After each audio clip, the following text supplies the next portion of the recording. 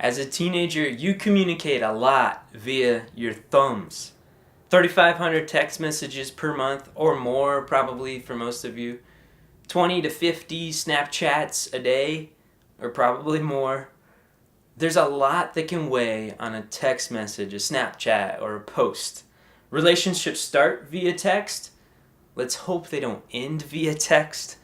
Fights are had in a texting battle of the century. Crazy things happen on a group text that nobody wants to reveal to at least certain people. We like texting or sending a message because we can say something that we normally wouldn't say in person. We can be real, I guess, or maybe even just a little too real and say something crazy. We can also be fake and cover something up or hide something just as easy. See, social media is just the same. Facebook lost about 25% of its teenagers over the last 3 years. But I think I know why. Because over those same 3 years, Facebook gained about 80% gain of people over the age of 55. Your parents got Facebook, your aunt, your uncle, your grandma, your grandpa, your great something or other random person your family knows, I don't know, they see what you're posting. And you're like, forget about this.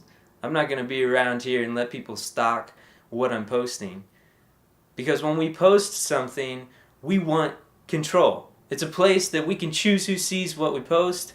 We can choose who follows us. We can choose who we follow. We have control of our account. See, social media, texting, Snapchat can all be a place where we're tempted, because we have this so-called control, we're tempted to hide behind something fake. See, what we post may be sweet and nice, but there can be a little bit of miscommunication behind everything that we post. So you can't really know what somebody is saying when they post something. You don't know if they're being sarcastic or if they're being real in a message. You can't tell if that picture was real or if it was just posed that way. Even though you might think you have more control over text message, social media, really the reality is that you don't have any control at all. You don't have any control over how somebody takes what you're saying. It's really up to them. Let's take this statement for instance. Let's just say you text somebody, I think you're awesome. Okay? You could say, I think you're awesome, and it could be like, I think you're awesome! You're really cool. And you could be honestly think they're awesome. Or you could kind of say with some sarcasm like, yeah, I think you're awesome. But there's a miscommunication that can happen there and go in one direction or the other, all based on how somebody interprets what you say. See, when we're not face to face with someone, things can get confused. Messages can get all mixed up, and maybe even we're tempted to be somebody that we're not, or even say something that we wouldn't have if we were face to face. I want you guys to look in 2 John chapter 1 verse 12. It says this. It says, I have much to write to you, but I do not want to use paper and ink. Instead, I hope to visit you and talk with you face to face, so that our joy may be complete. See, now, there's something I want you to notice here. I kind of just made this observation myself, and I don't know if it's theologically all perfect and everything, but here's something I just observed, is that 1 John is a longer letter than 2nd and 3rd John. And he says this in 2 John, that I want to see you face to face when I talk to you. And I think maybe in 1 John, he was thinking, man, if I just write all this down, it'll be easier to send somebody to take this letter over there. It'll be no big deal. I'll just send the message. I don't have to go myself. But in 2nd and 3rd John, he realized, hey, I'm going to send them a letter and say, hey, we're going to have a talk when I see you. When we're face to face, we're going to talk. Because things probably got confused. The message probably wasn't clear enough that he needed to be face to face with them in order for them to really get the message. This happened a ton of times when Paul wrote and sent letters.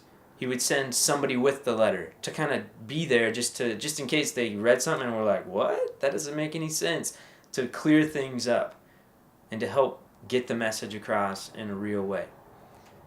See, we have to be real about why we're sending a message rather than talking face to face. We have to ask ourselves questions like, should I say this in person? Is this something that is so important that could get mixed up, could go way the wrong way, and I should say it in person? Or maybe you should ask, would I say this in person? Is this something I'm just hiding behind the text message? I'm hiding behind the Snapchat? I'm hiding behind this Instagram post? That I really wouldn't say this if I was face to face with somebody? And then also we have to ask, am I hiding something? Am I being fake? Am I saying something to cover something up in my lives, in my life? Am I posting a photo, a picture because I'm trying to cover things up? I'm trying to hide the real me. See, if we're not being real with our relationships, we're setting our relationships up to fail. Things can get confused. They can blow up in your face. I don't have to convince you. You've probably had that happen before. You sent a text to somebody and they totally took it the wrong way and now they're not your friend anymore. Maybe you sent a picture, you posted something online and somebody saw it and man, it totally messed things up, but it's not what you intended. It wasn't the real message. It was miscommunicated and it went the wrong direction. Here are some questions I want to ask you guys. I want you guys to talk about in small group. What are things we do to fake things on social media? What do we do when we post a picture that we're really just faking it? We're really just trying to make it look better than it is, or we're trying to make people think something about us because maybe we're insecure about something, or maybe we're not being real about a relationship that we have. What are the things we do to fake things on social media? And what are reasons we choose to send a message rather than talk in person? Why? Are we afraid? Is there a reason behind why we don't want to talk to them face to face? Are we afraid of how they might respond? Are we afraid of what might happen? Maybe we need to ask ourselves that question. And then also I want you guys to talk about this is, when is a good time to talk in person rather than text? Texting's fun. There's nothing wrong with texting, but when we use it in the wrong way and we send a message when we really should have talked to them in person, been face to face with them, so that our joy could be complete, like it says in that scripture, when's the time that we should do that rather than take the easy route and send a text? When should we get uncomfortable and go face to face with someone and talk to them and be real? Not in a hurtful way, not in a mean way, but be real about the situation. When should we do that rather than text? See, in 2 John 1:12, he ends with, so that our joy may be complete. If we send messages, we post things, and people get confused, things can go totally wrong, and our joy will not be made complete. It can mess up our joy, it can mess up our friends' joy, it can mess up the relationships in our life. And so we need to use caution with social media, texting, Snapchatting, video, whatever you do. We need to use caution because relationships are important and we need to be real with people and we need them to really know what we're trying to communicate, and we need to be there in certain circumstances so that they can hear our heart and hear the real message that we're trying to send across.